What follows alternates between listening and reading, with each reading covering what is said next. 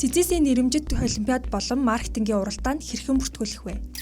Admissions-ийг UFIZ эдүү цэгмээ сайт руу хандан хоёр төрлөөр бүртгүүлэх боломжтой.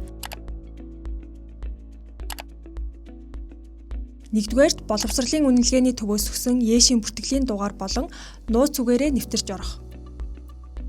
Хоёрдугаарт өөрийн ашигладаг мэйл хаягаараа бүртгүүлээд тухайн мэйл хаягт ирсэн 6 оронтой кодыг хийж, эсэлтийн журамтай танилцсан нэвтэрч орно.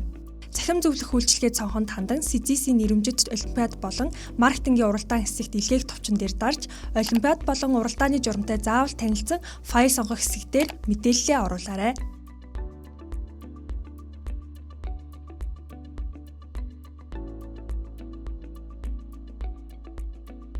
Мөн буруу оруулсан бол засах товчон дээр даран шинжлэх боломжтой.